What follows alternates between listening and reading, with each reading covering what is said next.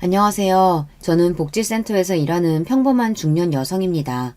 무료할 때면 채널에 올라오는 사연들을 항상 잘 시청하고 있는데요. 문득 제 이야기도 여러분들과 공유하면 좋을 것 같아 오랜만에 글을 써봅니다. 저희 부모님께서는 두 분 다 장애가 있으십니다.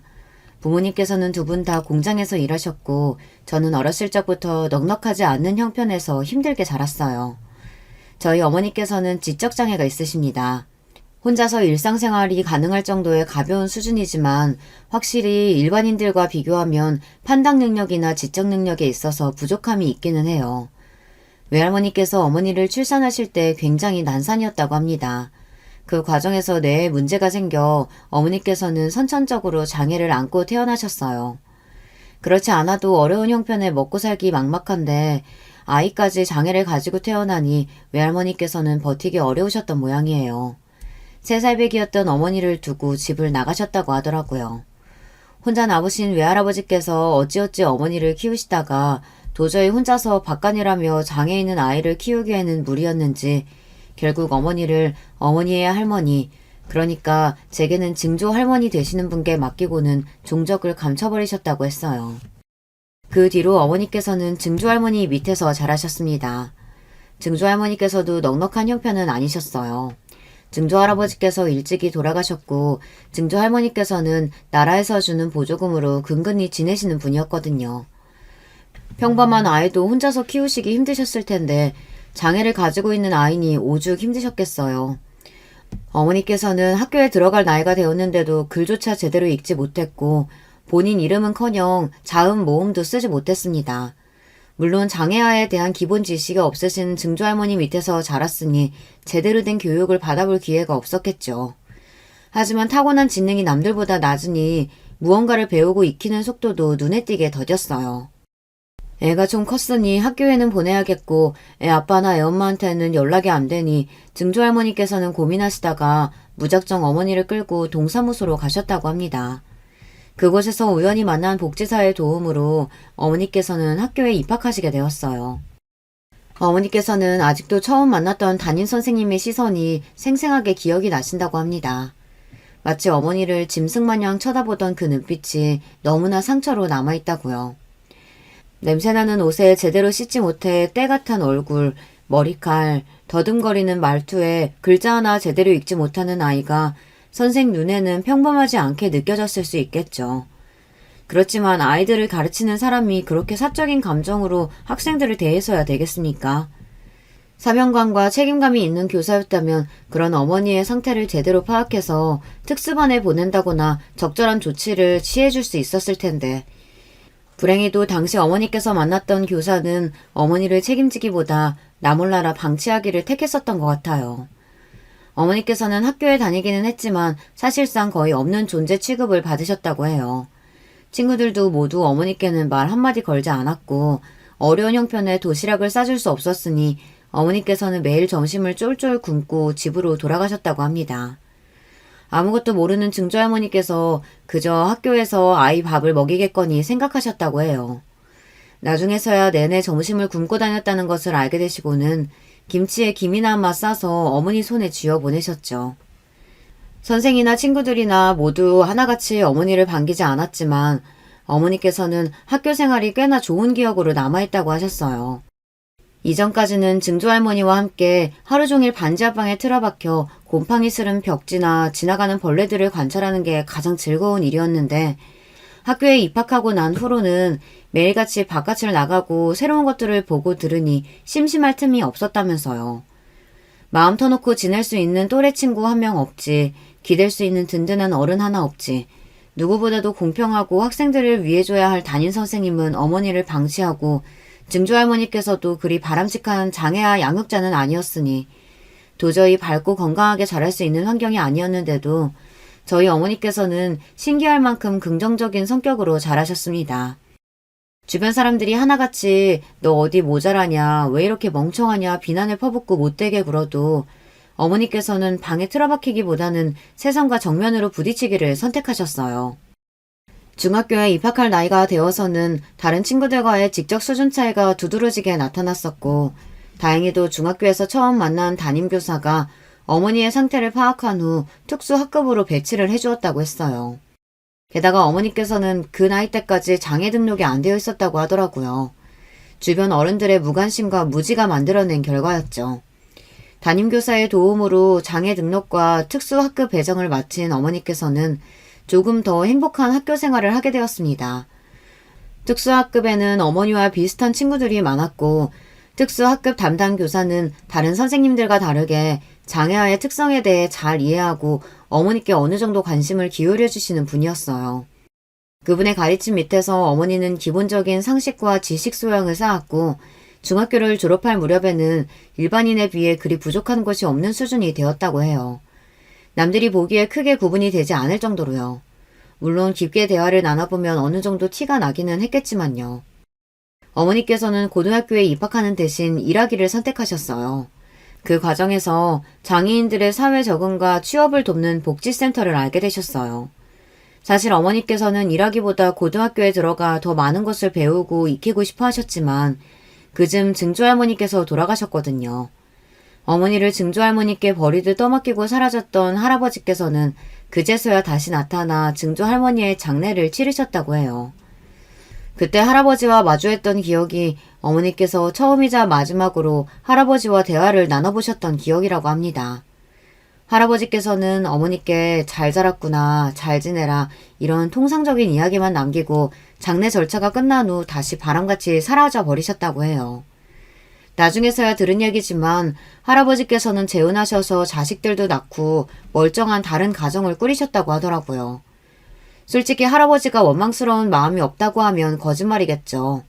아무리 장애가 있는 아이라고 한들 본인과 상대방의 사랑으로 인한 결실이고 어머니께서는 본인이 선택하셔서 세상에 태어난 것이 아니니까요. 부모로서의 최소한의 도리는 다 해야 했다고 생각해요. 그 생각은 한참 시간이 지난 지금도 변하지 않았습니다. 증조할머니가 돌아가신 뒤로 어머니께서는 실질적인 보호자가 없어 시설에 들어가야 할 예정이었지만 복지센터의 도움으로 시설에 가는 대신 일자리를 구하게 되었어요. 어머니께서 처음 일하게 되신 곳은 봉제 공장이었습니다. 손재주가 좋으셨던 어머니께서는 금세 일에 적응하셨다고 해요. 밝은 성격으로 센터 사람들은 물론 공장 사람들과도 금방 친해졌고 증조 할머니와 단 둘이 살 때보다 오히려 이모저모 따져봤을 때 더 행복한 환경에서 지낼 수 있게 되었습니다. 그렇게 센터 생활과 공장 생활에 적응하던 와중 어머니께서는 아버지를 만나게 되었어요. 아까 사연 서두에 부모님 모두 장애가 있으신 분들이라고 말씀드렸죠. 저희 아버지께서는 한쪽 다리가 불편하신 분이었습니다. 흔히 말하는 절은발이라고 하죠. 절뚝거리며 걸어다니는 사람이요. 선천적으로 장애를 가지고 태어나신 어머니와 달리 아버지께서는 후천적인 사고로 장애를 가지게 되었어요. 젊었을 적 아버지께서는 한 덩치하시는 분이었대요. 남들보다 키도 크고 운동도 아주 잘했다고 하셨습니다. 그래서 운동선수가 꿈이었다고 하셨어요. 야구였는지 축구였는지 너무 오래전에 들은 이야기라 지금은 기억이 흐릿하지만요. 학창시절 내내 운동부였고 어딜 가도 힘쓰는 일만 도맡아 하셨다고 했습니다. 그러던 어느 날 친구와 운동을 하다 발을 헛디뎌 크게 넘어졌고 그 와중에 왼쪽 다리를 심하게 다쳐 평생 다리를 저는 장애를 얻게 되었어요. 그날 이후로 아버지께서는 시류에 빠져 방에만 박혀 지내셨다고 해요. 친구들도 많고 언제나 남들을 이끌고 다니는 성격이었지만 남들이 절은발이라 비웃을까봐 겁나서 밖에도 나가지 못하게 되었다고요. 왜 나한테만 이런 일이 일어났을까 세상이 원망스럽고 언제 어디서나 남들의 부러움을 한몸에 봤던 건강한 사람이었는데 한순간에 모든 사람들이 본인을 불쌍하다는 눈빛으로 쳐다보니 그 사실을 견디기가 몹시 힘드셨다고 합니다. 요즘 같은 시대에야 장애인 관련 복지시설이나 제도도 잘 되어 있고 장애인을 차별하면 안 된다. 일반인과 똑같은 시선을 바라봐줘야 한다. 이렇게 사회적 인식이 많이 바뀌었지만 아버지께서 젊으셨을 적만 해도 사회적 분위기가 그렇지 않았으니까요. 일반인들과 조금이라도 다른 부분이 있으면 소위 말하는 병신 취급하며 손가락질하고 다리를 조금 저는 것 외에는 다른 사람과 아무런 차이가 없는데도 모자란 놈 취급하며 함부로 대했다고 하더라고요. 그런 취급을 견딜 수 없어 점점 밖에 나가지 않게 되었고 그렇게 집에만 박혀 지내는 생활을 지속하던 어느 날 이렇게 살고 있는 본인 스스로가 너무나 한심하게 느껴지셨다고 합니다. 그 계기가 된 것은 친구들의 소식이었어요. 아버지께서는 사고 이후 주변의 모든 사람들과 연락을 끊고 숨어 지내셨는데 우연히 가장 친하게 지냈던 친구 한 명이 운동선수가 되어 기사에 나온 것을 보게 되었다고 하셨습니다. 한창 자기 혐오감이 심하던 시절이니 그런 친구의 모습을 보고 열등감에 빠질 수도 있는 일이었는데 아버지께서는 그런 친구의 모습을 보고 오히려 더 이상 이렇게 살 수는 없다는 생각이 드셨다고 하더라고요. 그날로 아버지께서는 자리를 박차고 일어나 장애센터로 향하셨다고 합니다. 그렇게 용기를 내서 찾은 센터에서 일자리를 구하게 되었고 아버지께서 처음으로 배정받은 곳은 작은 규모의 공장이었어요. 그곳에서 아버지께서는 기계 부품 조립 일을 하셨는데 평생 공만 쥐고 운동만 하며 살아오신 분이었기에 영 손재주가 없고 꼼꼼하게 일을 하기가 어려웠다고 합니다. 결국 얼마 지나지 않아 일을 그만두게 되었고 앞날이 막막했다고 했어요. 게다가 공장에서 같이 일하는 사람들도 하나같이 덩치는 멀쩡한데 사람 구실을 못해서 어쩌냐며 듣기 싫은 소리만 늘어놓는 통에 그나마 쥐어짜냈던 용기가 다시 바닥을 치고 있던 중이었습니다. 센터 사람들과도 잘 지내지 못하는 것은 마찬가지였어요. 언제나 밝은 성격으로 주변에 사람들이 많았던 어머니와 다르게 아버지께서는 몹시 무뚝뚝하셨거든요. 아버지와 어머니가 계셨던 센터에는 부모님처럼 비교적 증상이나 상태가 심하지 않은 경증 장애인들이 많았지만 혼자서는 일상생활이 어려울 정도의 중증 장애인들도 많았습니다. 그런 사람들을 보면서 아버지께서는 속으로 그래도 나랑 저 사람들은 다르지, 나와는 다른 사람들이다 선을 딱 긋고 그들과 어울리고 싶지 않아 하셨다고 해요. 그렇게 센터에서 곧드는 아버지께 먼저 다가간 것은 바로 저희 어머니셨습니다. 물론 두 사람도 처음부터 쿵짝이 잘 맞아서 급속도로 친해지지는 못했다고 해요. 아버지께서는 어머니께도 몹시 까칠하셨거든요. 아버지께서는 지적 장애가 있는 어머니를 속으로 무시하셨고 어머니께서도 혼자서 곧도는 모습이 신경 쓰여 먼저 말을 건 것이었지 처음에는 아버지께 호감이 있거나 친해지고 싶은 마음이 큰 것은 아니었다고 했어요. 그런 두 사람이 가까운 사이가 될 수 있었던 계기는 바로 일터였습니다.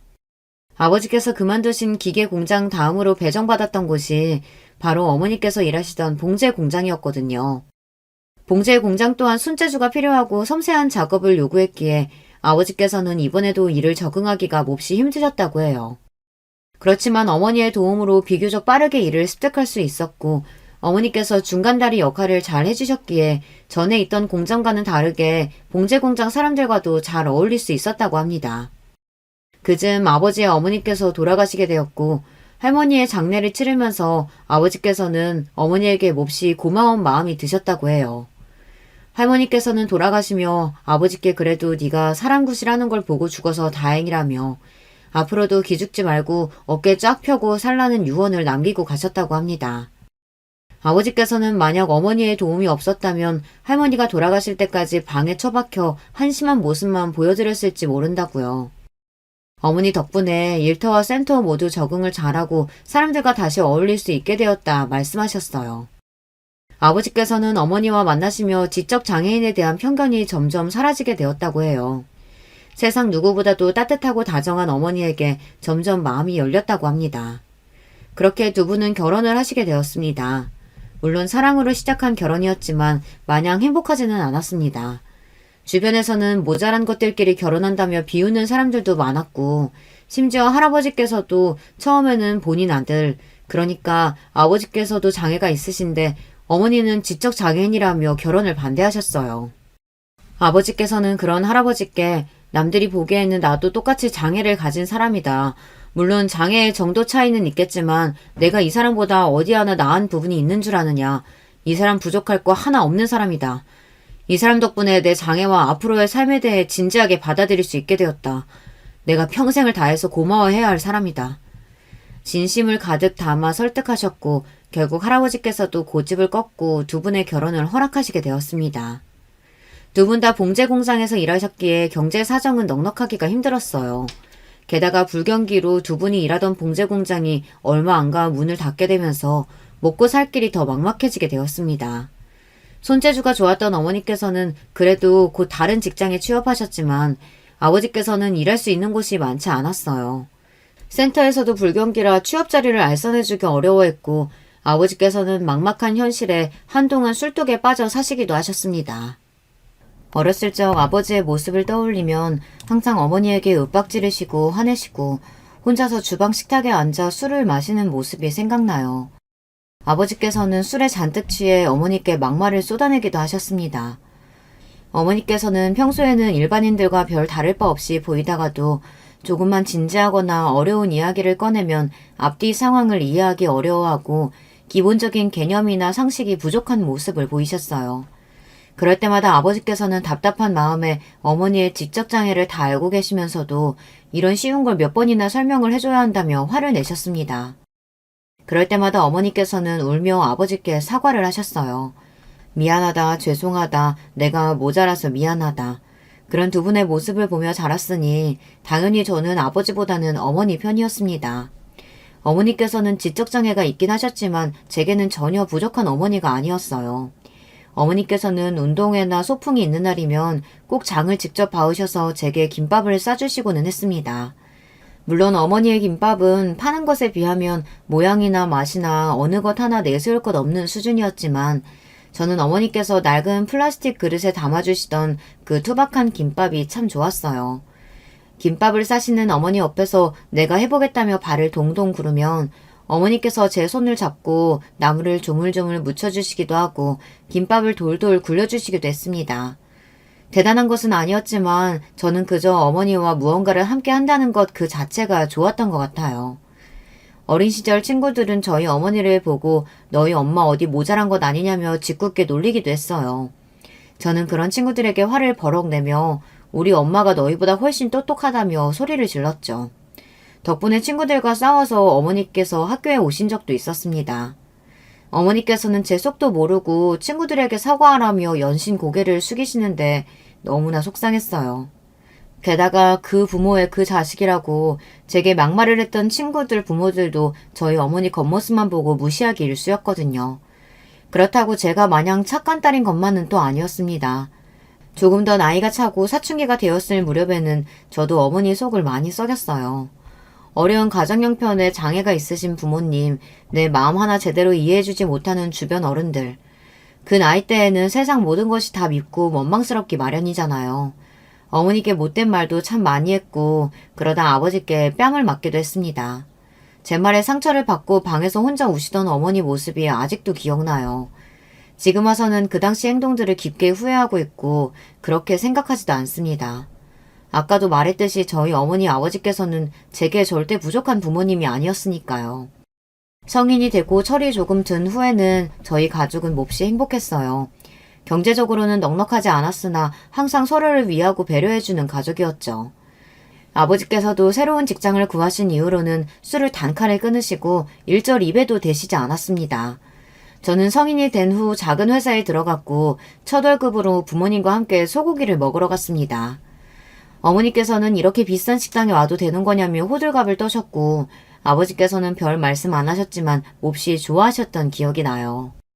앞으로도 돈 많이 벌어서 두 분 제가 꼭 호강시켜드리겠다 호언장담을 했었어요.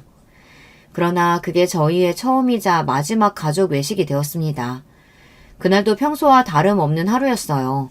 저는 아침에 일어나 어머니께서 차려주신 아침을 먹고 아버지와 어머니께 인사를 드리고 출근을 했습니다. 그날 제게 인사를 해주시던 아버지 얼굴이 참 생생하게 기억에 남아있어요. 진한 눈썹에 이마에 자글자글한 주름, 거뭇거뭇한 수염 밑으로 환히 웃으시던 아버지의 얼굴이요. 그 인사가 마지막 인사가 될 줄 알았더라면 한 번 더 안아드릴 걸, 조금이라도 더 오래 있다 나올 걸 때늦은 후회를 하기도 했습니다. 그날 아버지께서는 일터에서 돌아가셨어요. 기계 사고였고 제때 응급처치를 받지 못해 병원으로 실려가던 도중 눈을 감으셨다고 합니다. 너무나 갑작스러운 이별이었고 한동안 정말 힘든 시간을 보냈어요. 아버지의 장례식장에서 어머니는 정말 혼절하실 듯 우셨습니다. 평생 살아오면서 어머니께서 그렇게 구슬프게 우는 모습은 본 적이 없었어요. 새로 구한 직장에서 모자라다며 구박을 받고 돌아오셨을 때도 아버지께서 술을 드시고 어머니께 폭언을 쏟아내실 때도 그렇게 기절할 만큼 꺽꺽대며 웃으는 모습은 본 적이 없었습니다. 이제야 조금 행복해지려던 참인데 하늘이 참 무심하더라고요. 그렇지만 마냥 세상을 원망하고 있을 수만은 없었습니다. 어머니와 저는 세상에 단 둘이 남겨지게 되었고 어머니를 위해 조금 더 단단해져야만 했으니까요. 어머니는 아무리 나이를 드셔도 언제나 소녀 같은 분이셨어요. 항상 순수하고 때묻지 않는 마음으로 살아오셨죠.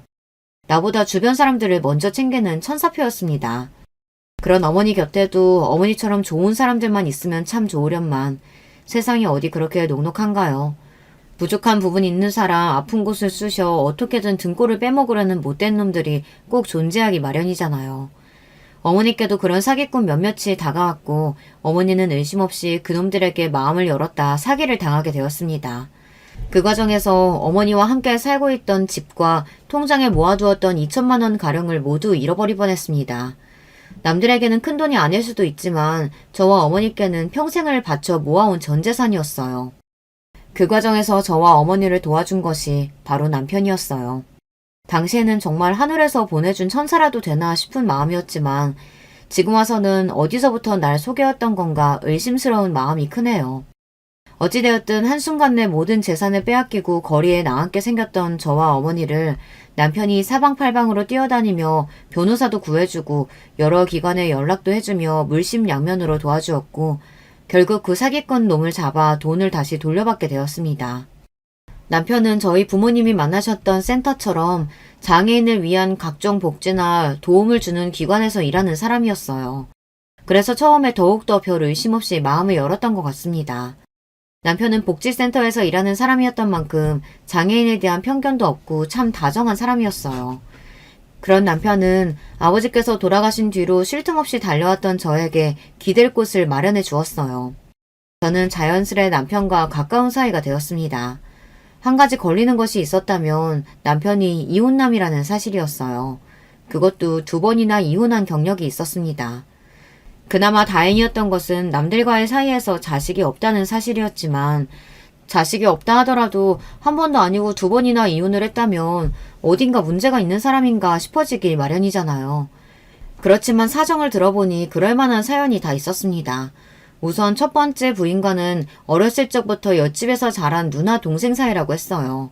서로 가까이 지내다 보니 자연스레 호감이 생겼고 연애를 하다 아이가 생겨 20대 초반의 어린 나이에 결혼을 했다고 했습니다. 첫 번째 부인은 어린 시절부터 몸이 약한 편이었는데 임신을 한 후에도 이런저런 이유로 자주 앓아눕고 병원을 밤낮으로 드나들었다고 해요. 남편은 그런 첫 번째 부인을 위해 거의 하루 종일 옆에부터 간호를 해줬지만 결국 10달을 채우지 못하고 조산을 하게 되었고 그 과정에서 아이와 첫 번째 부인 모두 목숨을 잃게 되었다고 합니다. 그 뒤로 남편은 마음의 상처를 입고 오랜 기간을 혼자 지냈다고 해요. 다시 새로운 사람을 만날 자신도 없고 태어나지도 못한 아이와 젊은 나이에 요절한 첫 번째 부인에게 평생 속죄하며 살 생각이었다고 합니다. 그렇게 복지센터에서 일하게 되었고 2번째 부인을 만나게 되었어요. 2번째 부인은 저희 어머니와 같이 지적장애가 있는 사람이었다고 합니다. 처음에는 센터 직원과 상담자 사이로 만났지만 자주 마주치고 대화를 나누다 보니 마음이 잘 맞는 사람이라는 생각이 들었다고 해요. 그렇지만 이 감정이 이성적인 호감인지 그저 어려운 상황에 처한 사람에게 드는 동정심인지 구분이 잘 가지 않았다고 합니다. 게다가 주변에서는 어려운 사람들을 돕는 것과 그 사람과 가족이 되는 것은 완전히 다른 일이라며 순간의 감정에 휩싸여 잘못된 선택을 하지 말라 다들 남편을 말렸다고 해요. 남편 또한 전 부인에게 호감이 있기는 했지만 결혼하기까지는 많이 망설여졌다고 했습니다. 그렇지만 결국 남편은 전 부인과 결혼을 했고 주변의 걱정과 만류와는 달리 둘은 아주 행복했다고 해요. 그렇지만 남편의 행복한 신혼생활은 이번에도 오래가지 못했습니다. 아까 제가 세상에 착한 사람들만 있으면 참 좋으련만 꼭 남의 부족하고 아픈 부분을 건드려서 등골까지 빼먹으려는 나쁜 놈들이 있다고 이야기를 했었죠. 남편의 전부인 곁에도 그런 못된 놈들이 다가왔던 모양이에요. 당시 남편의 전부인은 센터의 도움으로 취업 자리를 구해 작은 회사에서 간단한 서류 업무를 하고 있었어요. 지적으로 문제가 있는 사람이었지만 단순 반복 노동에 가까운 일이었기에 별 문제 없이 수월하게 일했다고 해요. 별 문제 없이 오래 근무하며 회사 사람들과도 자연스레 가까워졌다고 합니다. 그중 회사에 불만을 품고 있던 직원 한 명이 남편의 전부인에게 접근해 사기를 쳤고 결국 전부인은 그 말에 넘어가 직장도 잃고 그동안 차곡차곡 모아두었던 돈도 전부 잃어버렸다고 하더라고요. 남편은 그런 전부인에게 괜찮다며 몇 번이고 그녀를 달래주었지만 전부인은 스스로를 비관하다가 그런 상황을 견디지 못하고 결국 차에 뛰어들어 자살을 했다고 했습니다. 너무나 충격적인 이야기였기에 처음 이 이야기를 전해들었을 때는 어떻게 대답을 해줘야 할지 말문이 턱 막혔어요. 남편은 오랜 시간이 지난 일이라 지금은 어느 정도 덤덤해졌다며 괜찮다 말했지만 이런 상처가 있는 사람을 내가 보듬어줄 수 있을까 싶은 생각이 들더라고요. 지금 와서 생각해보면 참 쓸데없는 걱정이었지만 말입니다. 그래도 한때는 진심으로 믿고 사랑했던 사람인데 이제는 그 믿음이 송두리째 뽑혀 가루가 되어버렸으니 어찌되었든 당시에 저는 그런 남편의 상처를 치료해주고 곁에 머물고 싶다는 생각을 했어요. 그래서 남편과 결혼을 결심하게 되었습니다. 복지센터 사람들은 과거에 그런 상처를 입은 남편이 또다시 복지센터에서 만난 여자와 결혼을 한다니 다들 의외라는 반응이었지만 저는 참 오만하게도 그 여자와 달리 남편을 행복하게 해줄 수 있을 거라는 착각을 하고 있었어요. 그렇게 남편과 저는 결혼 후 저희 어머니를 모시고 셋이서 함께 살기 시작했습니다. 어머니께서는 복지센터에서 연결해준 급식소에서 일을 하고 계셨어요. 나이가 드시면서 섬세한 작업을 하시기 점점 힘들어졌거든요. 물론 급식소 일도 체력적으로 그리 녹록지는 않은 일이었지만 어머니께서는 어려운 형편의 사람들에게 밥을 나눠주는 일 자체에서 뿌듯함을 느끼시는 것 같았어요. 그런 어머니의 모습을 보며 저도 굳이 일을 그만두시라 옮기시라 이래라 저래라 말씀을 드리진 않았었는데요. 결혼 후 남편은 어머니께서 체력적으로 힘드실 것 같다며 급식소 일을 그만두고 센터에서 간단한 서류 업무를 도와주시면 좋겠다고 하더라고요. 남편이 센터에서 일하고 있었기에 어찌 보면 낙하산으로 편한 일을 할 수 있게 된 셈이었어요. 그래서 어머니께서는 약간 아쉬워하시는 눈치긴 했지만 어머니께서 한번 크게 사기를 당하신 뒤로 저도 너무 걱정이 되던 참이었기에 남편의 말대로 일터를 옮기시게 되었습니다. 그때부터 조금씩 이상한 낌새가 시작되었어요. 저 또한 따로 직장이 있었기에 매일 아침부터 출근해 저녁 늦게 집에 돌아왔고 남편이 어머니와 같은 일터에서 일하다 보니 저보다 어머니를 잘 챙겨줄 것이라고 막연하게 생각했습니다. 복지센터에서 일하기 시작한 뒤로 어머니께서는 묘하게 지쳐 보이셨어요. 그저 새로운 일에 적응하려니 힘드신가 싶었고 무슨 일이 있냐 여쭤봐도 어머니께서는 고개만 저으셨습니다. 남편이 일하던 복지센터는 작은 규모의 기관이었는데 국가에서 관리하는 공립기관은 아니고 사설복지재단 같은 곳이었어요. 시어머니, 시아버지, 그리고 시누이 한 명까지 전부 그 센터에서 함께 일을 하고 있었습니다. 때문에 당시 저는 시댁 식구들 모두가 은인 같은 존재들이었어요. 사기를 당해 당장 거리에 나앉게 생겼던 저와 어머니를 도와주었고 남편과 결혼하면서 제 인생에 안정감과 행복까지 가져다 준 사람들이라고 생각했으니까요. 특히 저는 시댁 식구들 중에서도 시누이와 빠르게 가까워졌어요. 시누이는 저와 동갑이었거든요. 게다가 장애를 가진 사람들에게 누구보다 기쁜 마음으로 봉사하는 사람이었어요. 그래서 그날까지 결혼도 하지 않고 혼자 살고 있었고요. 어렸을 적부터 앞만 보고 열심히 달려오느라 제대로 된 또래 친구 한 명도 사귀지 못했던 저에게 시누이는 꼭 친구처럼 다정하게 다가와 주었어요. 저는 얼마 지나지 않아 제 마음속 깊은 곳에 있는 이야기까지 다 터놓을 정도로 시누이를 신뢰하게 되었습니다. 제가 하루 종일 어머니 곁에 붙어있지 못하니 어머니가 많이 걱정되기도 하였는데요. 시누이가 항상 어머니 식사며 이것저것 챙겨주며 제게 인증사진을 보내주기도 하고 오늘 센터에서 이런 일이 있었다며 이야기를 해주기도 했어요. 그런 시누이에게 참 고마운 마음이었고 내가 무슨 복이 있어 이런 시댁 식구들을 만났나 싶었습니다. 제가 생각하기엔 전에 계시던 급식소보다 일도 훨씬 편하고 주변에 챙겨주는 사람들도 많으니 어머니 성격상 우울하거나 힘들어 하실 일이 전혀 없을 텐데 이상하게 어머니께서는 날이 갈수록 말씀이 없어지셨어요. 혹시나 하는 마음에 시댁 식구들을 괴롭히냐 아니면 뭔가 불편한 점이 있냐 나한텐 괜찮으니 편하게 말씀하시라 이야기를 꺼내도 어머니께서는 그저 피곤해서 그런 거라며 다들 너무 잘해주신다 그런 말 꺼내지도 말라 고개를 가로저었습니다. 그렇지만 저는 의심을 쉽게 거두기 힘들었어요. 사람들과 어울리는 걸 그렇게 좋아하시는 분이 아무리 시간이 지나도 시댁 식구들과는 편하게 지내시는 것 같지가 않더라고요.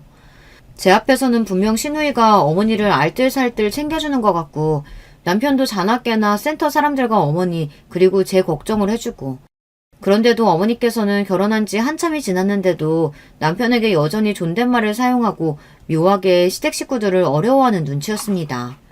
어머니가 아무리 괜찮다고 말씀하셔도 저는 어머니를 평생 동안 봐왔잖아요. 아무래도 제게는 말씀을 하지 않으실 것 같다는 생각에 다른 센터 직원에게 몰래 부탁을 했습니다. 부탁이라고 해서 거창한 것은 아니고 평소 어머니께서 센터에서 일하실 때 어떤 느낌인지 살펴달라는 말이었어요. 그렇게 일주일이라는 시간이 지나고 직원에게 다시 그 이야기를 꺼냈을 때 직원은 대수롭지 않다는 듯 별 문제 없다는 말을 전해왔습니다. 남편과 시누이는 제 생각처럼 어머니를 알뜰살뜰 잘 챙기고 어머니도 큰 어려움 없이 일에 적응하고 잘 지내고 계신다면서요. 물론 다행이었지만 그래도 어딘가 찜찜한 마음은 지울 수가 없었어요. 어머니께서 아무런 문제가 없으신 분이라면 또 모르겠지만 겉으로 보기엔 멀쩡해도 일반인들과는 확실히 차이가 있었으니까요. 정신적으로도 남들보다 단단하지 못하기에 남의 말에 쉽게 휘둘리기도 하고 잘못된 인식을 가지기도 쉽기 때문에 걱정이 더 많이 들었어요. 소위 말해서 그런 행위를 가스라이팅이라고 하죠. 혹시 여러분들께서는 가스라이팅이라는 개념에 대해 알고 계신가요? 가스라이팅이란 타인의 심리나 상황을 교묘하게 조작해 그 사람이 현실감과 판단력을 잃게 만들고 그런 행위를 통해 타인의 행동을 통제하는 것을 말합니다. 이는 정신적 학대의 일종으로 연인 사이나 부모 자식 간의 관계 등 주로 가깝고 친밀한 사이일수록 많이 일어나는 일이에요. 지적으로 아무 문제가 없는 멀쩡한 사람들도 쉽게 당할 수 있는 일인데 특히 정신적으로 문제가 있는 우울증 환자들이나 지적 장애인들은 훨씬 취약할 수밖에 없는 일이죠. 넌 내 말을 들어야 해. 나 말고 다른 사람들은 모두 나쁜 놈들이고 나만이 너를 위하는 사람이야. 이런 말들을 지속적으로 듣다 보면 판단 능력이 멀쩡한 사람들도 자기도 모르는 사이에 가스라이팅에 당해 넘어갈 수 있어요. 본인이 어떤 취급을 받는지에 대한 객관적인 판단이 안 된다는 뜻입니다.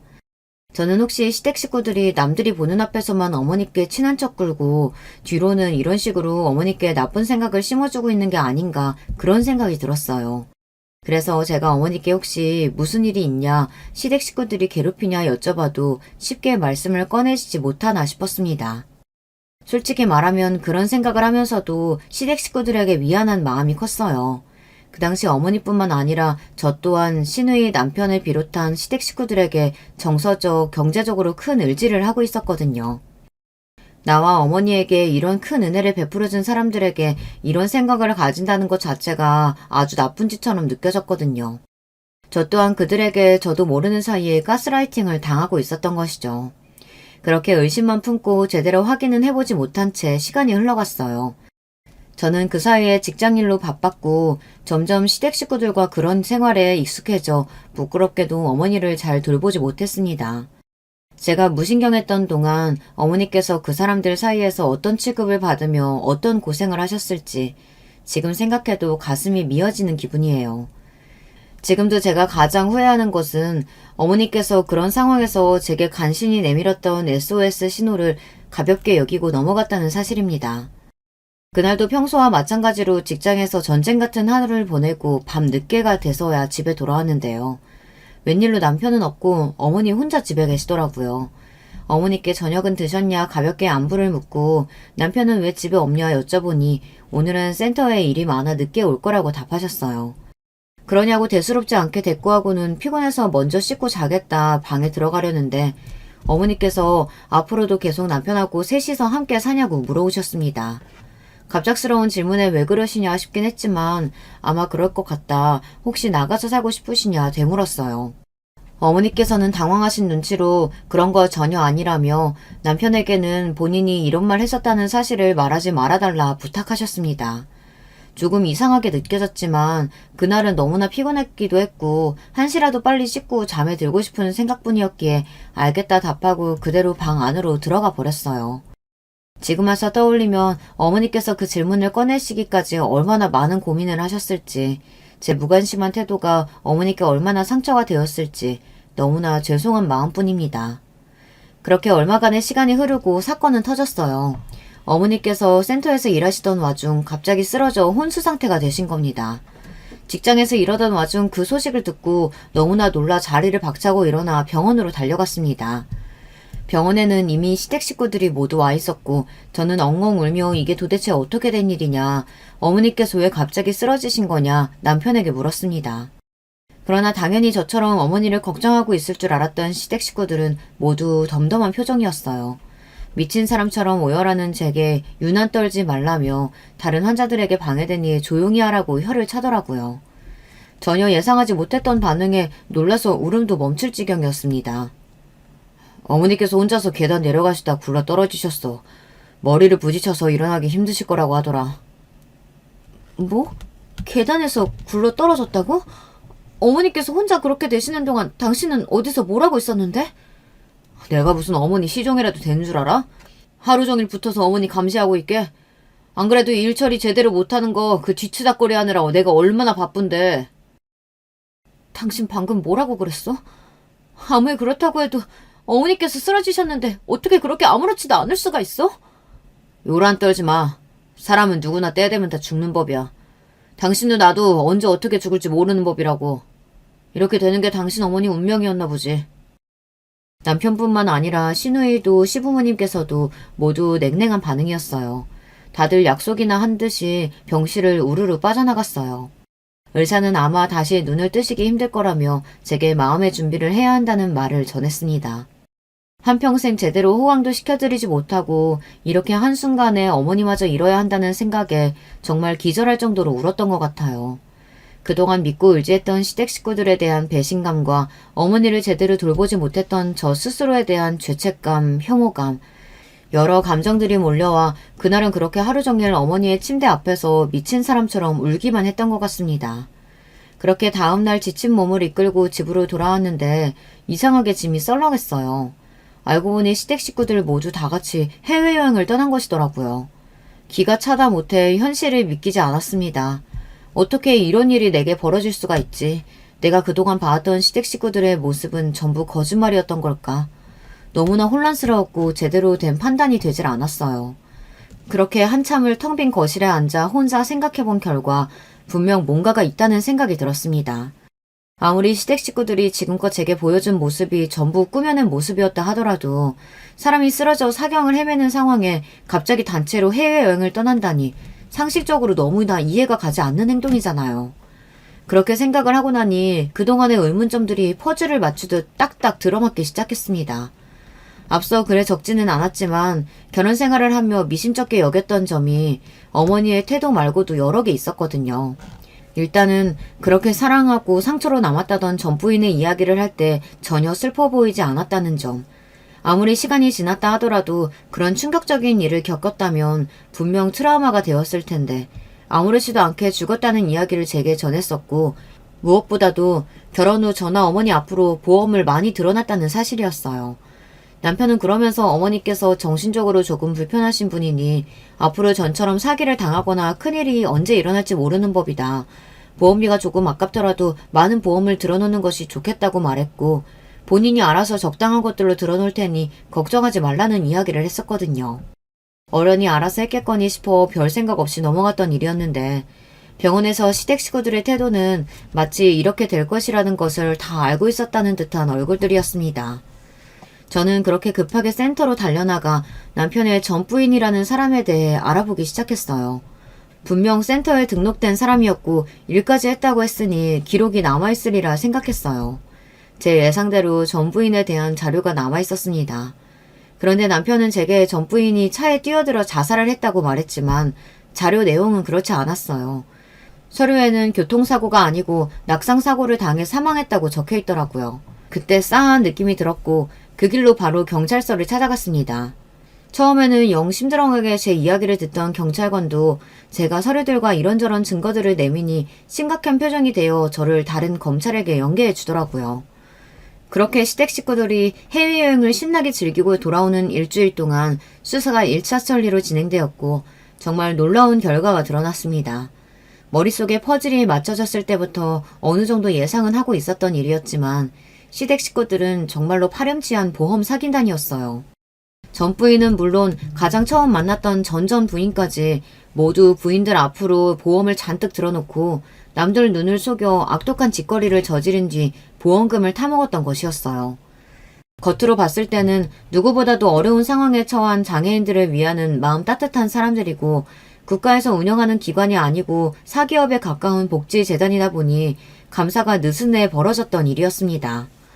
그 짐승보다 못한 인간들은 일부러 연고도 없고 어려운 상황에 처해 있는 장애인을 꼬셔서 결혼한 후 본인들을 믿게 만들고 신뢰감을 쌓은 뒤 그런 짓을 저질러 왔던 것이었어요.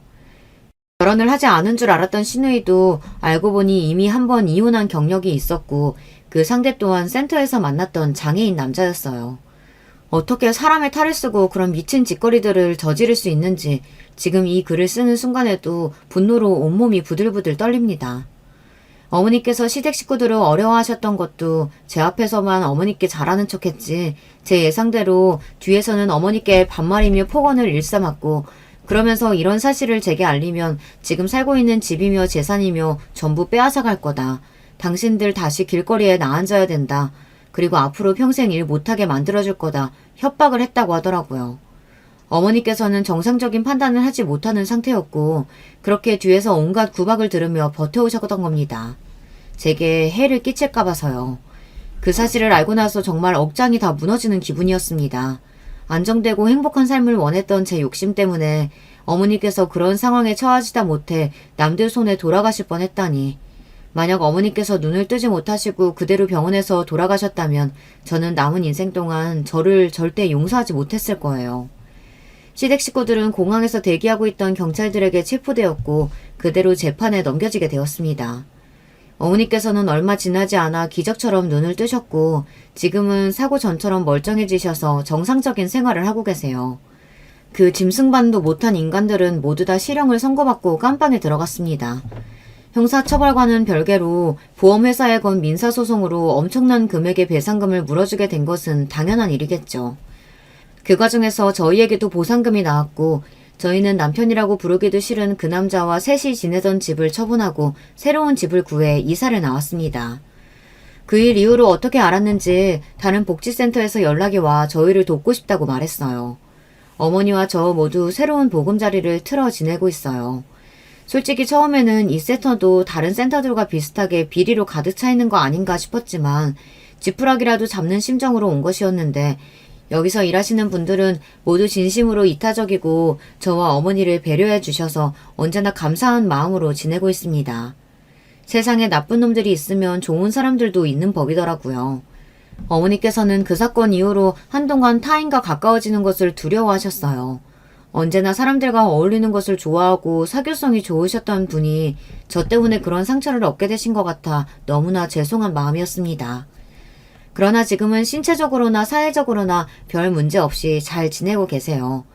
오랜만에 제가 알던 어머니의 모습을 보는 것 같달까요? 솔직히 말하자면 예전에는 남들처럼 결혼도 하고 자식도 낳고 평범한 인생을 살고 싶은 욕심이 있기는 했습니다. 그래서 남편과 만나 결혼도 한 거고 어머니께 문제가 있다는 것을 어느 정도 인지했으면서도 애써 무시하기도 했었고요. 그렇지만 그런 사건들을 겪고 어머니와 둘이 지내는 요즘 그런 것들이 다 무슨 의미가 있나 싶은 생각이 듭니다. 어머니께서 평생 저만 바라보며 살아오셨듯 저도 앞으로 남은 인생 저밖에 모르는 어머니를 위해 살아가고 싶어요. 어머니와 함께 일하고 퇴근한 후에는 둘이서 맛있는 거 해먹고 주말이면 나들이도 나가고 가끔 어머니 모시고 영화도 보러 가고 계절마다 고운 새 옷도 사드리고 하면서요. 요즘 부쩍 어머니께서 늙으신 것 같아요. 저 때문에 고생을 많이 하셔서 그런 것 같아 어머니의 흰머리를 보면 저도 모르게 눈물이 핑 돌고는 합니다. 언젠가는 어머니께서도 돌아가시겠죠. 저도 마찬가지고요. 사람은 누구나 죽는 법이니까요. 그렇기에 저는 어머니께서 돌아가시기 전까지 후회 없는 시간을 보내고 싶습니다. 어머니께서 제 곁에 계실 때는 어머니를 위한 딸로, 어머니가 돌아가신 후로는 저와 어머니처럼 어려움에 처한 사람들 그리고 불편함을 겪고 있는 우리 장애우들을 위해 살아가고 싶어요. 희생이나 봉사 같은 거창한 마음에서가 아니라 제가 평생 어머니께 받은 사랑을 보답하고 싶은 마음에서요. 거창한 얘기를 하고자 써내려간 글은 아닌데 어쩌다 보니 제 인생 다짐까지 여러분께 털어놓게 되었네요. 이 사연이 채널에 올라갈지는 모르겠으나 저 스스로도 인생을 되돌아볼 수 있는 기회가 되었던 것 같습니다. 이렇게 보니 참 다사다난 많은 일을 겪으며 살아왔네요. 부디 남은 인생 동안 평안히 큰 사고 없이 무탈하게 지나갈 수 있기만을 바랄 뿐입니다. 안녕하세요. 저 파란만 10대 시기를 기혼 여성이에요. 제가 다름이 아니라 저희 시어머니하고 묘한 대치를 이뤄오다가 그게 펑 하고 터져버린 대사건이 있었거든요. 그 이전에 제 친정 이야기 잠깐만 설명을 먼저 드려볼까 해요. 친정 부모님께서는 이혼을 하셨습니다. 제가 초등학교 6학년 때의 일이었고요. 여기에는 좀 당황스러운 내막이 있었는데 아빠의 바람을 당시 제가 우연히 알아버렸고 그걸 별 생각 없이 엄마에게 이실직고를 한 게 도화선이 되었습니다. 당신, 웬 다른 여자하고 똑같이 커플 등산복을 맞추고 돌아다녔다는 게 사실이야? 송현이가 목격했다는 게 정말이냐고!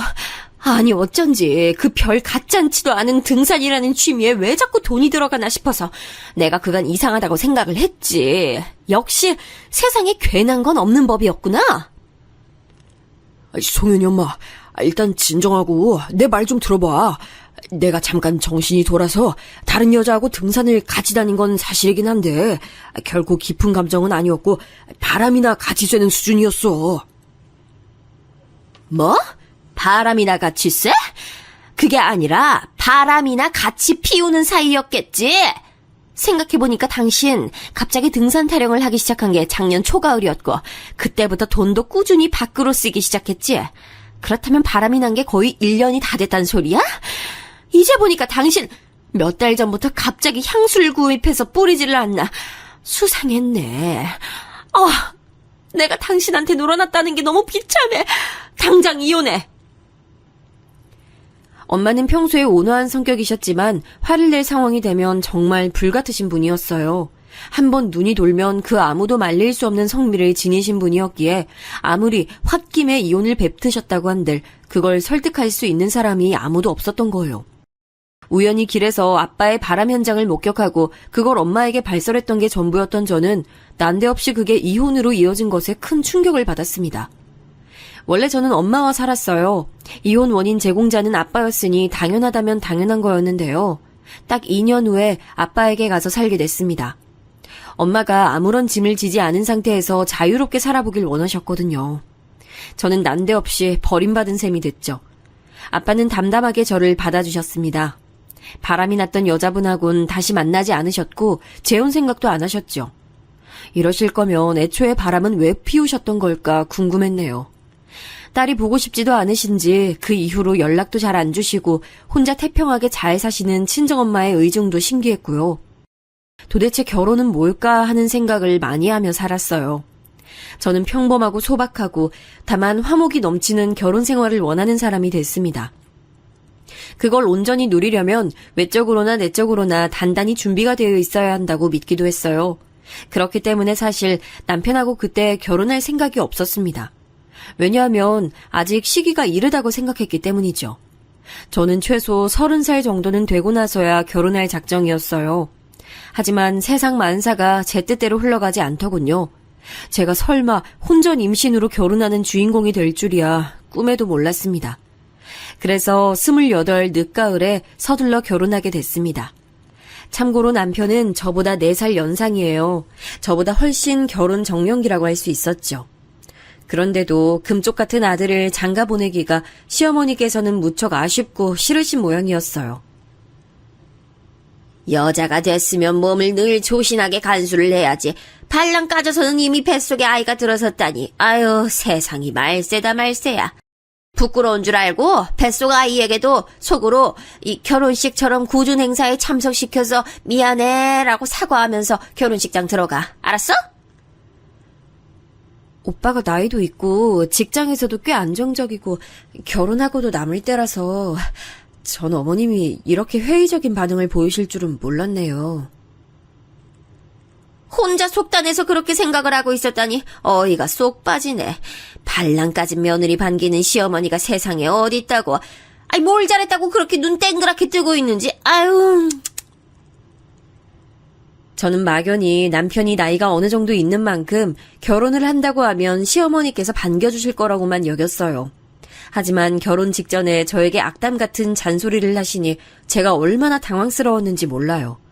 후다닥 서두른 결혼식이 정신없이 지나가고 그로부터 며칠 뒤 제가 검진차 들른 병원에서 뱃속 아이의 성별을 알게 됐어요.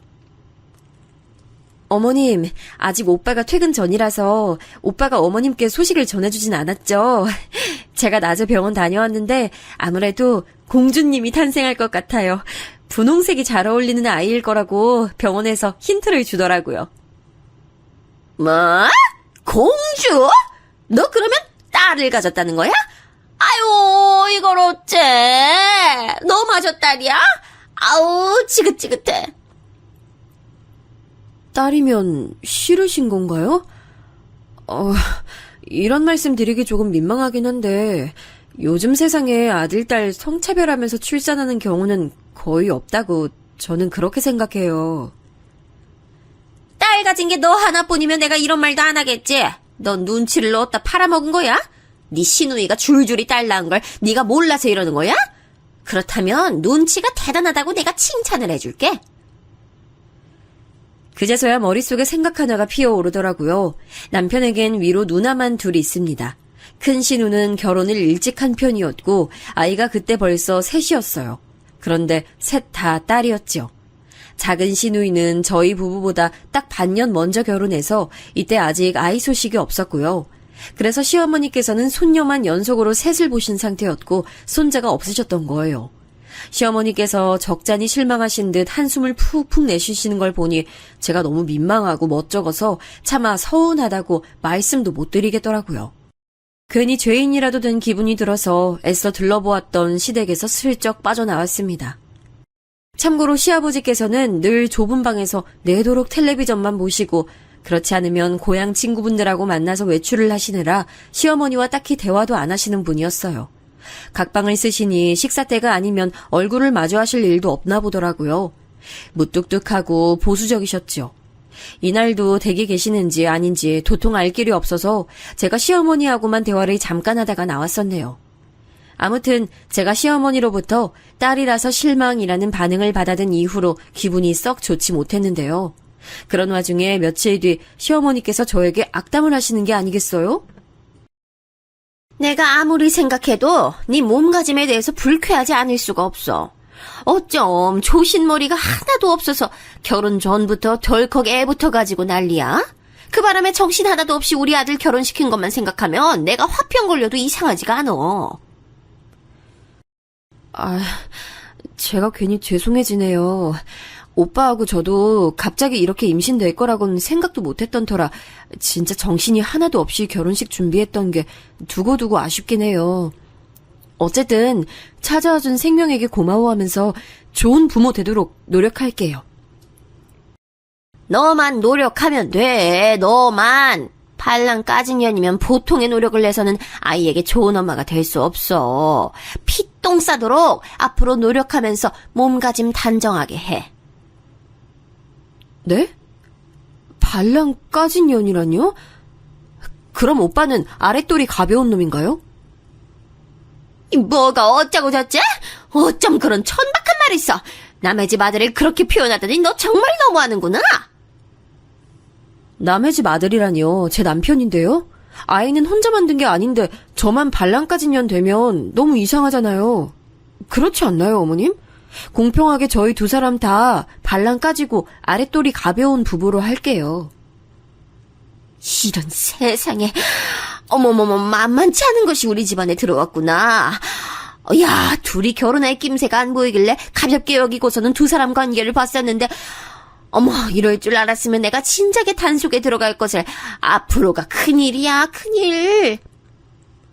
저도 어머님께서 고상하고 여유 넘치시는 분이실 줄 알았는데 말씀을 참 거침없이 내뱉으시는 분일 줄은 상상도 못했어요. 그러자 시어머니께서는 당신의 가슴을 손으로 퍽퍽 치면서 앓는 소리를 한참 내셨어요. 답답해서 미쳐버리겠다는 듯 그렇게 구시길래 그 앞에서 계속 있으려니 눈치가 보여 은근슬쩍 자리를 피했죠. 저라고 그러고 나서 마음이 편했던 건 아니에요. 제가 임신으로 인한 결혼을 하게 된 만큼 직장 생활을 계속 영위할 것인지에 대해 고민이 많았는데 마침 직장에서 사무실 이전 문제도 생기는 바람에 남편과 상의 끝에 퇴사를 했거든요. 사회생활을 쭉 하고 살아왔던 만큼 저는 타인에게 고지고대로 받아치는 법이 거의 없었어요. 왜냐하면 제가 억울한 상황일지라도 너무 솔직하게 상대를 향해 받아쳐버리면 그게 결국 저에게 어떤 대가의 화살로 되돌아올지 모르는 게 직장이더라고요. 애둘러 상황을 받아들이고 또 표현하는 법을 나름 저도 일상으로 받아들이며 살아왔단 말이죠. 이런 제가 생판 남도 아니고 제 시어머니께 말 똑 부러지게 반박을 하고 말았으니 속에선 탄식이 계속 흘러나왔네요. 괜히 그랬나. 고부관계에서 을은 며느리일 수밖에 없는데 스스로 무덤을 팠나 이런 생각만 자꾸 들어서 앞으론 주의할 것을 다짐했어요. 그런데 얼마 후에 어머님하고 둘이 새로 개업한 동네 마트에 장을 보러 갔을 때 그 다짐이 바로 무색하게 됐습니다. 된장찌개에 넣으면 좋을 애호박을 미리 사두려던 참이었는데 제가 기다란 것을 집어들자마자 시어머니께서 제 손등을 찰싹하고 세게 때리신 거예요. 찌개거리 미리 구입한다고 했으면서 애호박을 왜 이걸로 사? 저기 옆에 있는 동그란 게 찌개에 넣는 애호박인 걸 이날 이때까지 너는 모르고 산 거야? 아, 그렇구나. 생각해보니까 동그란 애호박이 찌개에 넣으면 더 맛있는 것 같아요.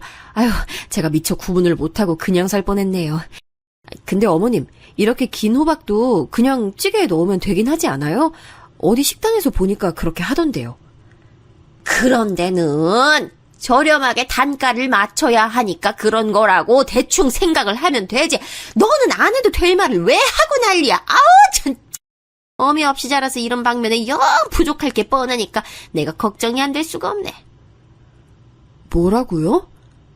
아, 갑자기 제가 엄마 없이 자랐다는 거랑 무슨 상관이 있다고 그런 말씀을 꺼내세요. 어머님, 저 조금 서운해지려고 해요.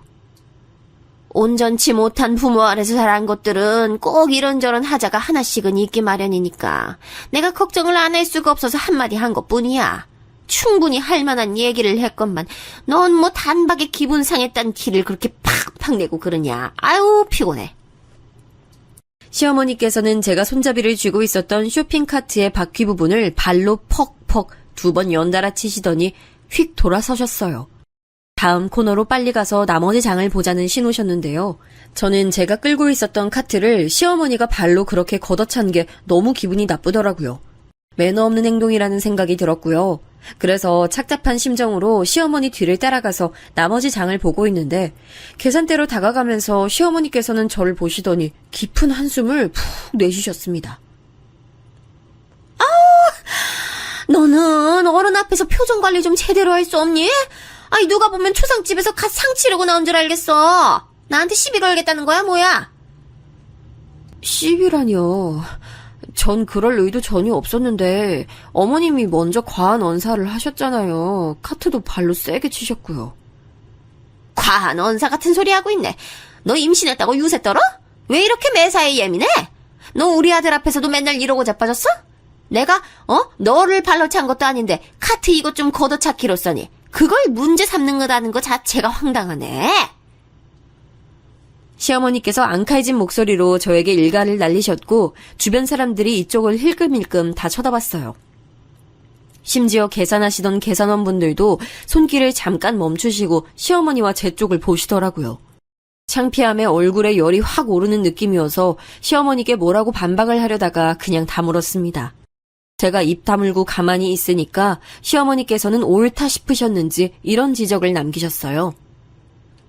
이제부터는 어른이 말씀하시면 그저 경청이나 하고 네 알겠습니다 어머님, 네 죄송합니다 어머님, 앞으로 잘하겠습니다 어머님 이렇게만 대답하면 되는 거야. 알아들어? 괜히 이러쿵저러쿵 하는 소리는 대답으로 하지도 마라. 아유 내가 이런 당연한 것도 알려줘야 하고 아유. 네, 알겠습니다. 죄송하고 잘하겠습니다, 어머님. 그 형식적인 대답은 뭐야? 너 지금 누구 놀리니? 방금 어머님께서 대답 이렇게 하라고 하셨잖아요. 이렇게 하라고 하셔서 이렇게 한 것뿐인데 놀리는 거냐고 물어보시면 저는 드릴 말씀이 없어요. 제 발언에 당황인지 분노인지 모를 거친 숨을 몰아쉬시더니 이내 주변을 두리번거리시면서 그제야 시선이 이쪽으로 쏠린 걸 알아차리시고는 황급히 계산대 앞으로 걸음을 옮기셨어요. 그런 창피함은 아시는 모양이었죠. 집에 돌아와서 제가 얼마나 머리를 싸맸나 몰라요. 참하게 인내해보겠다는 제 다짐이 금세 깨져버린 것에 스스로 허탈한 기분이 들었고 시어머니께서 먼저 시작하신 셈이었으니 어쩔 수 없는 자기 방어였다는 합리화까지 끼어들면서 제 머릿속은 온통 복잡했죠. 그런 와중 난데없이 작은 시누이에게 연락이 왔어요. 올케, 내가 생각을 해보니까 말이야. 올케가 신혼여행 갔다가 사온 게 설마 립스틱이랑 샤워 코어롱 딸랑 이것뿐일 거라는 건 말이 안 되더라. 반드시 뭐가 더 있을 건데 서프라이즈로 주려고 아직까지 숨기고 있는 걸까 싶어서 엄마한테 슬쩍 물어보니까 엄마도 그렇게 생각을 하고 계신다네. 올케한테 얼른 다른 선물 있으면 내놓으라고 연락하라고 하시길래 내가 냉큼 이렇게 전화했어. 올케, 나하고 언니 선물 뭐가 더 있는 거 맞지? 네? 형님, 그게 무슨 귀신 씨나라 까먹는 소리예요. 신혼여행 갔다 온 지가 벌써 한참인데 갑자기 선물이 추가로 있냐고 더 물어보시면 제가 진짜 뭐라고 대답을 해드려야 할지 모르겠는데요? 어머머머, 올케는 무슨 반응을 그렇게 섭섭하게 해? 그런 생각을 하신 거냐며 궁금하게 해드려서 죄송하다 이런 식으로 말이나마 먼저 해야 되는 거 아니야? 우리 엄마가 괜히 올케 보고 사람이 너무 차갑고 인정머리 없다고 하는 게 아니었네. 만약 여러분이 제 상황이었다면 어떤 기분이 들었을 것 같나요? 참고로 급하게 서둘러서 한 결혼이니만큼 신혼여행지도 미리 예약하는 가격보다 좀 비싸게 갈 수밖에 없었어요. 그래서 가족 친지구 지인이구 간에 저희 부부에게 굳이 선물 사오지 말고 그저 좋은 시간만 보내다 와라 이렇게 말을 해주는 분위기였습니다. 특히 남편은 그 의견들을 고지고대로 수용하려고 했고요. 하지만 제가 진짜로 아무것도 안 사가면 나중에 어떤 후환이 닥칠지 모른다는 생각이 들어 몇 가지 선물을 샀었는데요. 시누이들 몫으로 샤넬 립스틱하고 당시 유행했던 미국 할리우드 스타가 만든 샤워 코어링을 구매했었죠. 분명 받았을 때 엄청 좋아하는 반응들이었던 건 기억이 나거든요. 근데 시간이 지나서 갑자기 그때 선물들이 너무 약소했다고 정말 뭐가 더 없는 거냐고 물어온 거예요. 형님, 사실은요. 그때 오빠가 아무것도 사지 말자고 자기 누나들한테는 절대 한 푼도 쓰지 않을 거라고 오만 난리를 쳤는데 제가 굳이 빡빡 우겨서 립스틱하고 샤워 코어롱 샀던 거예요. 그래서 저는 한동안 이걸로 오빠 눈치를 봤고요. 아무튼 그래서 추가 선물 없었던 거 맞아요. 상황이 이래서 더 사올 수 없었던 점 너그럽게 이해 좀 해주세요. 뭐라고 올게? 세준이가 그런 말을 했었단 말이야? 걔 미친 거 아니야? 난 신혼여행 갔다가 비싼 젤리 세트 사줬었는데 그 녀석이 자기가 받은 걸 생각 못하고 적반하장이었네? 작은 시누이가 금세 뒤집어져서 분개를 하더라고요. 제가 말에 양념을 치긴 했지만 남편이 아무 선물도 사지 말자고 강력 주장했던 건 분명한 사실이었기에 찔리진 않았습니다. 갑자기 제 남편 욕을 한참 하던 작은 시누이는 돌연 민망해졌는지 헛기침을 하면서 이런 사실을 실토했어요. 아무튼 그랬구나. 아니, 난 우리 엄마가 아무래도 올케가 자기 시댁 식구들 너무 우습게 여기는 것 같다고. 그러니까 신혼여행지에서 선물도 작은 걸로 사온 거라면서. 아니, 진짜 우습게 보는 게 아니라면 선물 따로 더 사다 놨을 거라고. 나한테 연락하셔서 그런 말씀하시니까 정말 그런가 싶은 생각이 확 들어서 올케한테 물어본 거야. 생각해보니까 내가 순간적인 감정에 휩쓸려서 좀 성급했네. 도저히 예사로 넘길 수 없는 내막이었죠. 작은 시누이가 스스로도 아차 싶었는지 전화를 휙 끊어버리는 바람에 제가 뭐라고 꼬치꼬치 캐물어 볼 수가 없었네요. 아니 어쩐지 제가 결혼하고 나서 일부러라도 시누이들하고 애써 접점을 안 만들려고 노력을 다했건만 작은 시누가 갑자기 저한테 전화해서 선물 얘기를 들먹이는 게 너무 뜬금없었죠. 그런데 시어머니께서 사주었던 거예요. 진짜 황당해서 뭐 이런 일이 다 있나 싶었고 일단락 됐으니까 넘기려고 했어요. 그런데 그 이튿날 이번엔 큰 시누이에게 연락이 온 거예요. 올케, 내가 웬만하면 참고 살려고 했는데 생각할수록 섭섭한 것 같아서 차라리 말을 하고 넘어가는 게 나을 것 같더라고. 올케 어떻게 신혼여행지를 그 좋은 데로 갔다 오면서 자기 시조카에 들 선물은 하나도 안 사올 수가 있었어? 난 부스러기 하나 내가 쓸 건 바라지도 않는데 우리 애들 거 안 사온 건 너무 섭섭하더라. 제가 생각이 짧았던 것 같아요, 형님. 아시다시피 경험 없이 급하게 결혼 진행하다 보니 신혼여행 가자마자 긴장이 풀려서 미처 그런 생각까지 못했네요. 너무 죄송해요. 지금이라도 성의 표시 꼭 해드릴게요. 그래? 우리 엄마가 올케는 자기 친정만 챙기고 시댁은 가족이라고 생각 안 하는 사람이라고 하도 그러길래 나도 덩달아 기분이 좀 상했었는데 올케가 단박에 이렇게 나와주면 내가 또 할 말이 없어지네. 알았어. 고마워, 올케. 제가 너무 군더더기 없이 나가니까 당황한 큰 시누이가 내막을 살짝 실토해버리더군요. 역시나 그럴 줄 알았죠. 저는 남편 카드로 인터넷에서 아동 장난감 요즘 최고로 인기 많다는 거 3개를 결제해서 큰 시누네 주소로 보내버렸습니다. 그리고 며칠 뒤 주말이 돼서 시댁에 들렀을 때 모처럼 큰 시누가 와 있길래 마주쳤는데 절 보면서 환하게 웃더라고요. 애들이 너무 좋아하더라. 최소한 30만 원 이상 돈 썼겠던데? 올케 통 크네. 그 정도는 쓰고 살아야지. 옛날엔 장난감이 몇천 원 하고 말았지만 이젠 시대가 바뀌어서 몇만 원짜리가 기본으로 나오잖아. 자기 시댁 조카들에게 돈 안 쓰고 살면 어디다 쓰고 살아. 그러자 옆에서 시어머니께서 한마디 거들어대셨고요. 저를 눈으로 쓱 흘기시더니 왠지 모를 승리자의 기색 같은 걸 만연에 띄우시며 시어머니께서 물을 한 잔 느긋하게 들이키실 때 제가 큰 신우 쪽을 보며 입을 열었습니다. 오빠가 자기 식구들 너무 안 챙기는 사람 같아서 제가 계속 민망했거든요. 그래서 이렇게라도 챙기게 해서 제 마음이 이제 살짝 편해졌어요. 선물 기뻐해 주셔서 너무 좋네요. 세준이가 혹시 챙겨준 거야? 올케가 사준 게 아니라? 올케가 직장생활 하던 사람이라 당연히 수중에 돈이 있으니까 난 그래서 올케가 사준 거라고 엄마랑 둘이 그렇게 생각했는데. 에이, 제가 쓴 거 아니에요. 그거 다 오빠 돈이에요. 제가 오빠 카드로 긁었어요. 순간 콜록하면서 시어머니께서는 살에 들린 소리를 내셨죠. 코에 물이 역류했는지 티슈를 뽑아다가 코까지 풀면서 기침을 하시는 동안 그 옆에서 큰 신우는 당황한 기색을 하고 있었고요. 저만 은은한 미소를 짓고 있는데 시어머니께서 무섭게 눈을 째리면서 화를 내셨어요. 너 돌았니? 그거 아주 코딱지만 하던데 합쳐서 원가 3만 원도 안 나오게 생겼구만. 그 땅을 가지고 30만 원 이상 지출을 내?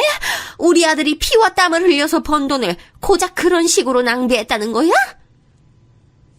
어머님, 요즘에 아이들 사이에서 최고로 유행하는 장난감이라고 하는데 그 정도 가치라면 아주 비싼 것도 아니에요.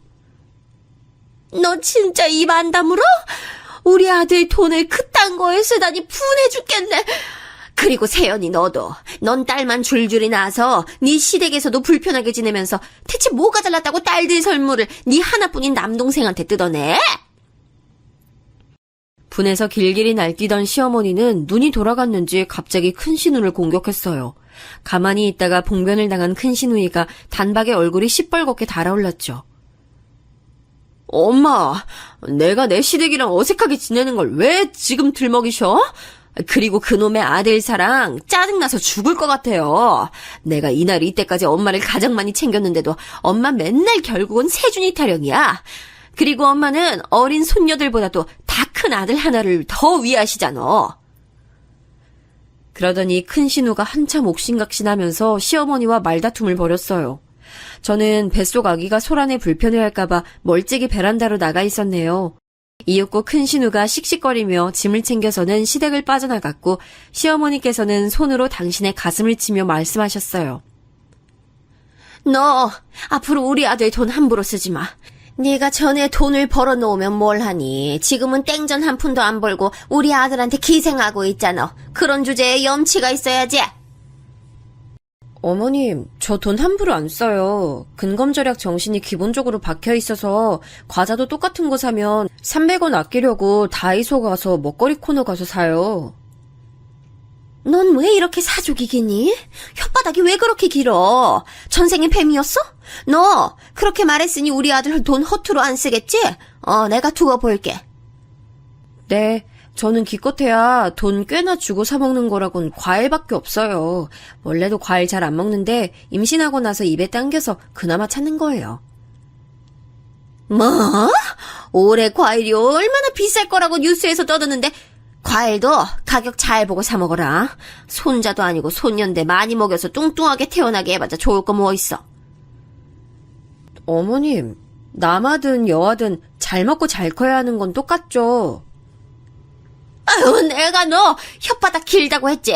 그리고 내가 일전에 뭐라 그랬어. 쓸데없는 소리 하지 말고 고분고분하게 대답하라고 했지. 그새 까먹은 거야? 아, 네, 알겠습니다. 죄송합니다. 앞으로 잘하겠습니다. 이상입니다, 어머님. 그 성의 없는 말투는 나 놀리는 거야? 이거를 확시 그냥 아우, 왕년의 마순자 성질머리 나오게 만드네. 시어머니께서는 눈까지 짚고 난리를 치셨고 저는 잔소리 폭탄을 듣는 와중에 이런 걸로 스트레스 받으면 뱃속 아가한테 안 좋을 것 같아서 머릿속으론 예쁜 풍경을 생각했습니다. 자, 이제 남편의 이야기를 잠깐 해봐야겠네요. 1년의 일이 벌어지는 동안 남편은 무슨 반응을 보이며 어떻게 있었냐고요? 제가 아까 시아버지 소개를 짤막하게 해드렸었죠? 남편은 굳이 한쪽으로 고르자면 외탁이 아니라 친탁한 사람이에요. 이제 와서 하는 말이지만 이렇기 때문에 제가 남편하고 연애하면서 결혼을 안 떠올려 봤던 거예요. 정말 모든 방면에서 괜찮은 남자였다면 결혼은 30 이후에 하고 싶다는 철칙이든 뭐든 간에 어쨌든 상대를 놓치기 싫어서라도 결혼하고 싶어 했을 테니까요. 하지만 남편은 기본적으로 태도라는 것에 결여가 있는 사람이었어요. 이를테면 이런 식이었죠. 오빠, 나 내일 오랜만에 대학 동기들하고 만나서 놀러 가기로 한 거 알지? 일정 때문에 새벽같이 일어나서 출발해야 할 것 같아. 제가 이렇게 말하면 말이나마 굳이 그렇게 일찍? 힘들겠다, 피곤하겠다 반응을 해줘도 좋을 법한데 남편은 시큰둥하게 대답하죠. 아, 그래? 그럼 내일 내 아침밥은 누가 차려? 네가 더 일찍 차려주고 나갈 거야? 내일 하루잖아. 알아서 차려 먹고 출근해. 냉장고에 먹을 거 많아. 나 그 시간에 도저히 못 차려. 아, 그래? 그럼 내일은 내가 평소보다 손해보는 날이네.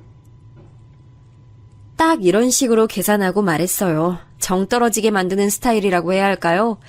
그런데 웃긴 건 이게 저에게뿐만 아니라 모든 사람들에게 똑같이 행동한다는 것이었죠. 30만 원 선물 사건 때문에 큰 신우가 시어머니와 갑자기 싸웠다고 했죠. 그 일이 있고 나서 무슨 집안일로 남편하고 큰 신우가 통화할 일이 있었어요.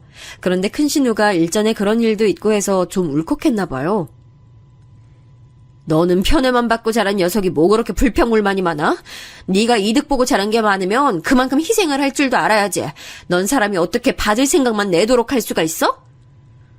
누나, 내가 나 편애해달라고 그런 것도 아니잖아. 엄마랑 아버지가 누나들보다 내가 더 좋다고 하는데 그걸 내가 무슨 수로 말려? 굳이 말려야 될 이유도 없고. 누나가 나한테 이러는 거 이해 안 돼. 너는 말뿐이나마. 그래, 어렸을 적을 떠올려보면 나 때문에 누나들 많이 속상했었을 거야. 이렇게 해줄 순 없니? 아니, 그게 나 때문이 아니라니까? 통화 음량이 커서 저한테도 그 내용이 다 들렸는데 제가 괜히 큰 신우한테 얼마나 민망했나 몰라요. 그저 말이나마 맞아 누나 이런 소리가 큰 신우는 듣고 싶었던 모양이었는데 남편은 정말 매정했습니다. 그 이후로 자꾸 제 안에서 큰 신우가 신경 쓰이더라고요. 집안의 장녀로서 희생하며 살아온 부분도 분명 많았을 텐데 결국 사랑과 관심을 독차지한 건 막내 아들이었으니까요. 그래서 제가 고민 끝에 용기를 내서 신우들에게 먼저 안부 문자를 하기 시작했습니다. 별 내용은 아니었고 그냥 좋은 하루 보내시라는 정도가 다였죠. 그런데 처음에는 어색하게 알았다고 답장만 하고 말았던 시누이들이 시간이 좀 지나면서 웃는 표식도 같이 보내주는 등 조금 변화를 보이더라고요. 용기를 내길 잘했다는 생각이 들었네요. 저는 예정일보다 나흘 이르게 출산했어요. 살면서 친정엄마를 애절하게 떠올려 본 적이 없었는데 아이 낳고 나니까 왜 그렇게 생각이 났는지 몰라요. 형제자매도 없는 제 곁에 친정아빠가 찾아와 묵묵히 계셔주신 것이 큰 위안이 됐습니다. 워낙 표현이 없으시고 말수도 적으신 분이라 저에게 딱히 말씀을 주신 건 아니었지만 존재만으로도 좋았어요. 이래서 가족은 가족이라는 생각이 들었네요. 반면 출산 후에 시어머니께서는 궤변을 늘어놓아 저를 놀래키셨고요. 우리 아들 닮아서 콧대가 어여쁘네. 아우, 특히 눈매. 요 눈매가 딱 우리 아들이야. 우리 손녀가 효녀라서 자기 엄마 안 닮고 자기 아빠만 닮았네. 제가 눈이 가로로 시원하게 트여있고 남편은 눈이 세로로 동그란 눈입니다. 그런데 가로로 긴 눈매를 보면서 자꾸만 우리 아들 타령을 하시니까 기가 막혔죠. 어머님, 아기는 저 닮았는데요? 오빠는 쌍꺼풀도 없잖아요. 저는 있고요. 얘 좀 봐라. 우리 집안 유전 받아서 아기 눈이 예쁜 건데 너 무슨 소리를 하니? 아기를 보면 은은하게 내 눈과 비슷한 느낌이 나지 않어? 어머님은 쌍꺼풀 그거 수술하신 거잖아요. 전 자연산이에요. 수술했다고 해서 그게 자기 유전자에 새겨지진 않아요. 그러니까 아기는 제 눈을 닮은 거예요. 아까 복도에서 저희 친정아빠 보셨죠? 아빠도 쌍꺼풀 진하시잖아요. 저희 집안 유전이에요. 저도 모르게 와다다 반박을 하고 말았어요. 시어머니께서는 목부터 이마까지 피부가 빨갛게 달아오르셔서 씩씩거리셨지만 대꾸는 못하셨고요.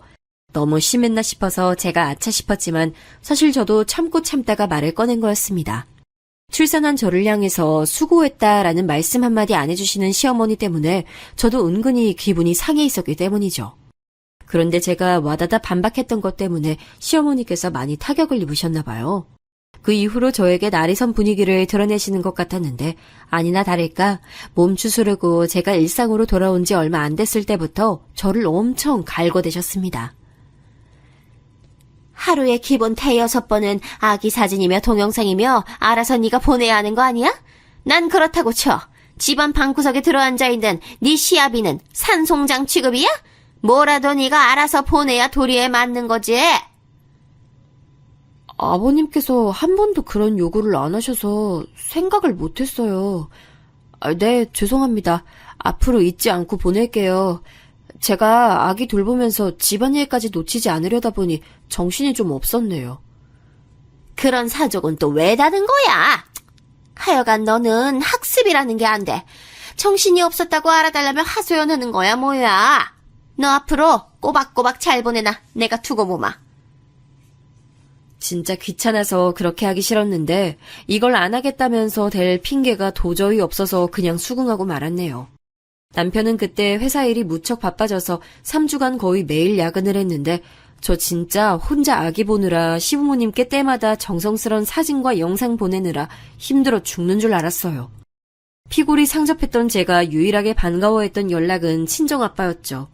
솔직히 그 이전까지는 왠지 어색한 부녀관계라고 생각했는데 아기 낳고 심리적으로 가까워진 느낌이었어요. 제가 아기하고 찍은 사진을 보내드렸는데 친정아빠가 손녀 얘기는 안 하시고 제 얘기만 하셔서 가슴이 찡했습니다. 보내준 사진 잘 봤어. 그런데 너 그 사이 살이 왜 그렇게 많이 빠졌고 낯빛이 안 좋아졌어? 잘 쉬지도 못하고 잘 먹지도 못하는 모양인데 다음에 내가 가서 아기 봐줄 테니까 넌 좀 쉬어야겠다. 치킨이라도 시켜 먹으라고 지금 돈 붙였으니까 그걸로 맛있는 거 사 먹고 기력 보충해. 무뚝뚝하셨어도 저에 대한 애정만큼은 묻어나는 것에 저는 제 계좌로 들어온 10만 원 보면서 힘을 얻었네요. 누가 치킨값으로 10만 원이나 주나요? 그때는 치킨값 인상되기 전이라서 가격도 더 저렴했는데요. 제가 애정 표현이 적은 딸이라서 차마 대놓고 감사 표현은 못했지만 덕분에 큰 힘을 얻고 독박융아 생활을 이어나갔습니다. 그런데 시어머니께서 어느 날 이제는 때마다 다양한 아기 사진 받으시는 걸로 성에 안 차셨는지 다른 꼬투리를 잡으시더라고요. 너 분명 육아에 정신 팔려서 우리 아들 소홀히 하고 있지? 오늘 저녁 메뉴 우리 아들한테 못 차려줄 거야.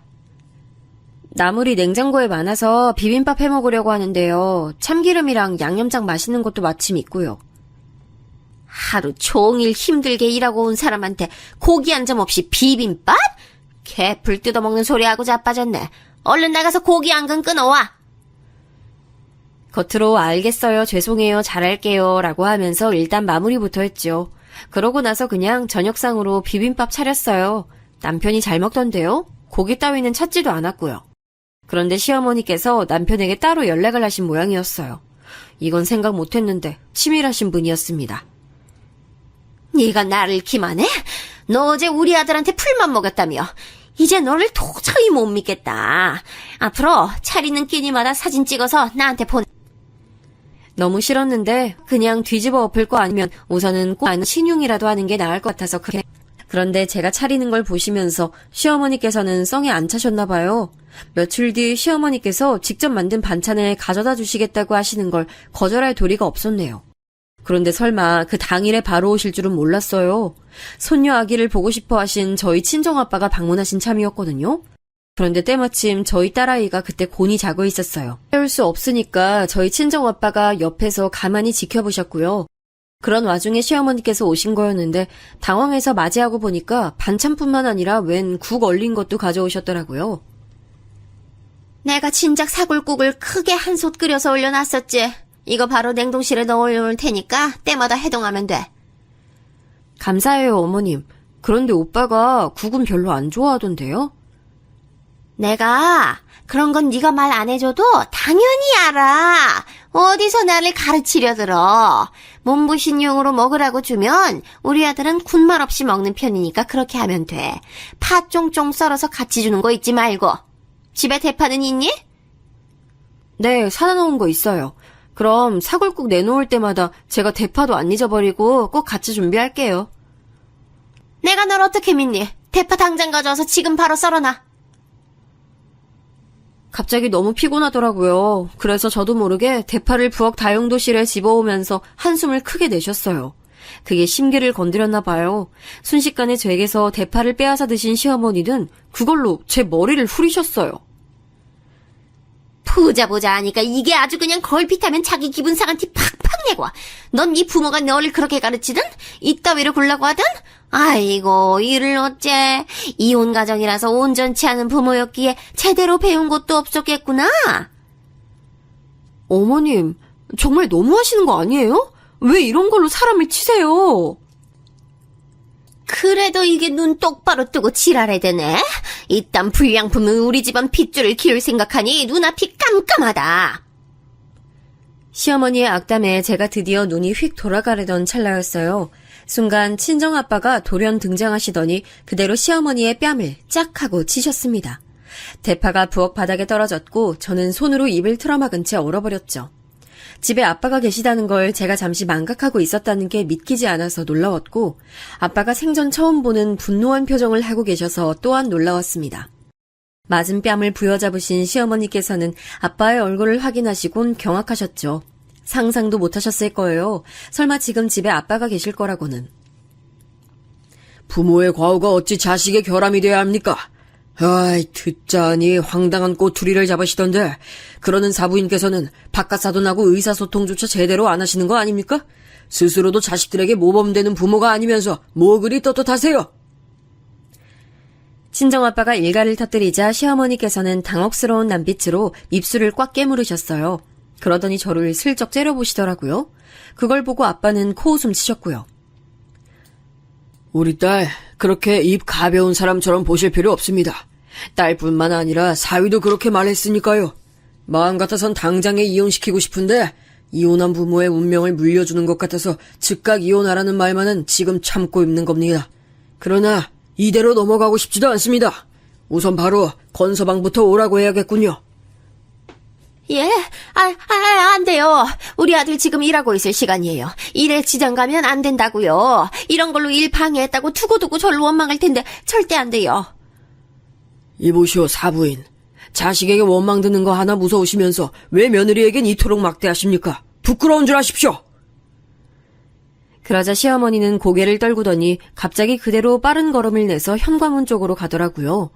설마 주랭랑을 치실 거라곤 예상 못했기에 현관문 도어락이 열리고 잠기는 소리가 났을 때 어이가 없었어요. 가타부타 말씀도 더 안 하시고 도망치실 줄은 몰랐네요. 부덕했던 나 때문에 네가 힘든 상황을 겪어왔던 거라 생각하면 가슴이 찢어지는구나. 그간 힘들었지?